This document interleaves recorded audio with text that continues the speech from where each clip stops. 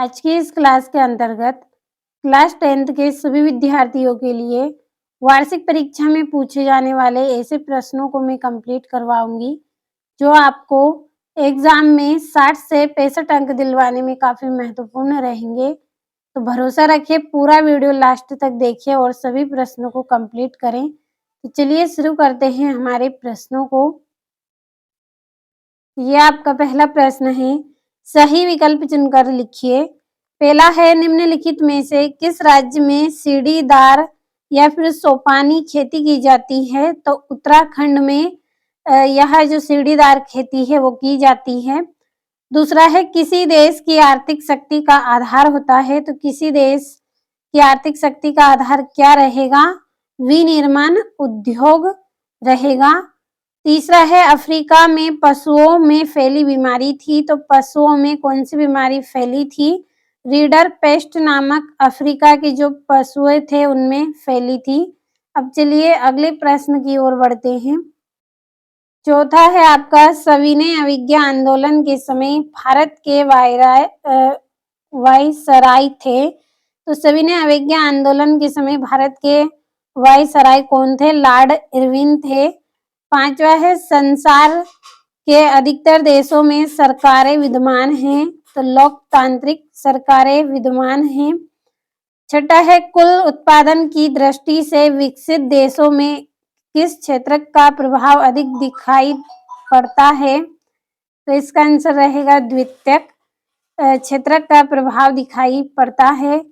और ये यहाँ से इंग्लिश मीडियम वाले बच्चे आप स्क्रीनशॉट के माध्यम से इनको कंप्लीट कर लें। और यहाँ से भी आप स्क्रीनशॉट लीजिए। और अगला आपका जो प्रश्न है, रिक्त स्थान की पूर्ति कीजिए। तो पहला है, गांधी जी के दर्शन पर 1974 में सुमेसर डेडेस में संसाधनों के उपयोग का उल्लेख किया, तो स्मॉल इज ब्यूटीफुल में संसाधनों के उपयोग का उल्लेख किया गया। दूसरा है, हीराकुंड बांध टेडेस राज्य में है, तो कौन से राज्य में है? ये उड़ीसा राज्य में है। तीसरा है, जब फ्रांस छींकता है तो बाकी यूरोप को सर्दी जुकाम हो जाता है, यह कथन टेडेस का है, तो सम्राट लुई 14वां का यह कथन है, यह कहना है उनका। और चौथा है, कपास या ऊन आदि की कटाई के लिए तैयार करना डेडेस है, तो कार्डिन इसका आंसर रहेगा। और किताबों का सुलेखन करने वाले को डेडेस कहते हैं, तो दक्ष सुलेख कहते हैं। और अगला है आपका, बेल्जियम की राजधानी डेडेस है, तो क्या है? ब्रुसेल्स है बेल्जियम की राजधानी। तो ये हो गए हैं आपके रिक्त स्थान। भरोसा करें, जितने क्वेश्चन दे रही हूँ सभी को कंप्लीट आप करते चले। तो चलिए अब हमारे अगले प्रश्न की ओर हम बढ़ते हैं। और इंग्लिश मीडियम वाले बच्चे आप यहाँ से ट्रांसलेट कर लीजिएगा इनको। और तीसरा प्रश्न, सही जोड़ी बनाकर लिखिए। तो आपकी जोड़ियां रहेंगी सुंदरवन, तो सुंदरवन की जोड़ी रहेगी आपकी पश्चिम बंगाल। दूसरी है सीमेंट उद्योग की जोड़ी रहेगी गुजरात। तीसरा है, रक्त और लौह की नीति अपनाई, तो इसका आएगा बिस्मार्क। चौथा है, कोई मुद्रा नहीं, तो इसकी जोड़ी रहेगी वस्तु विनिमय प्रणाली। और श्रीलंका, तो श्रीलंका की जोड़ी आपको करनी है। और 8वीं अनुसूची, इसकी जोड़ी भी आपको भर लेनी है। और ये यहाँ से भी कंप्लीट करना है आपको। तो आप भरोसा रखें, आपको 17 जनवरी के दिन इसी में से क्वेश्चन देखने को मिलेंगे। तो अब चौथा प्रश्न हम समझ लेते हैं। सत्य सत्य लिखिए। पहला है, बक्सर टाइगर रिजर्व मध्य प्रदेश में है, तो ये असत्य है। अगला है, चाय गन्ना कॉफी और केला रोपण फसलें हैं, तो ये क्या है? सत्य है। अगला है, भारतीय समाज मृत प्रधान समाज है, तो ये क्या है? सत्य है। चौथा है, प्रति व्यक्ति आय को औसत आय कहते हैं, तो सत्य है। अगला है वैश्वीकरण से शिक्षित और संपन्न लोगों को नुकसान होता है, तो ये भी क्या है, सत्य है।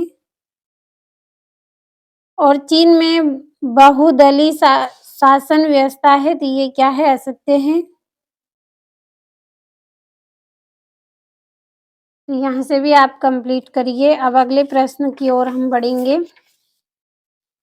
आपका जो अगला प्रश्न है, एक वाक्य में उत्तर लिखिए। पहला है, विश्व की सबसे लंबी राजमार्ग सुरंग कौन सी है?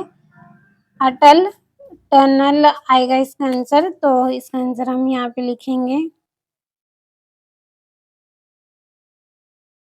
अटल टनल। अगला एक, संगीत की पुस्तक का प्रकाशन किसने किया था? पॉल म्यूजिक कंपनी ने।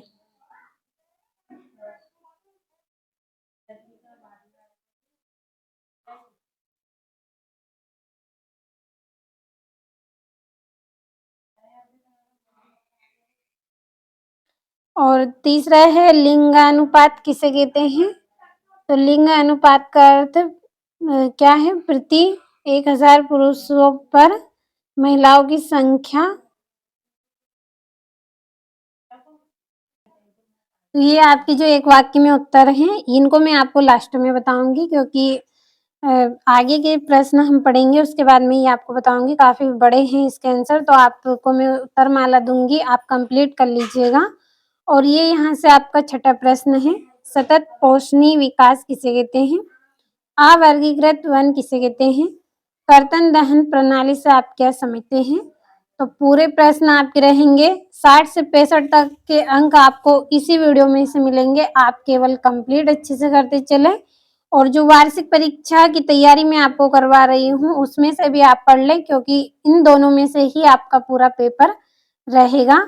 पूरी तैयारी मैं आपको करवा रही हूँ वार्षिक परीक्षा की, तो कंप्लीट जरूर कर लीजिए आप। और ये आपका 16वां, अंतिम उत्पादन किसे कहते हैं? निवेश किसे कहते हैं? पंचांग और चेक बुक या फिर गुटखा को समझाइए। और एकात्मक शासन की कोई 3 विशेषता लिखनी है, और मुद्रा के कोई 3 कार्य आपको करने हैं। तो आप भरोसा रखिए, इसी में से पूरा पेपर रहेगा। और ये 21वां है। और जो वार्षिक परीक्षा की तैयारी मैं आपको करवा रही हूँ, लगातार आपको मैंने 4 सेट बताए हैं। ये आपके एक वाक्य में उत्तर है, पहला दूसरा मैंने भर दिया था।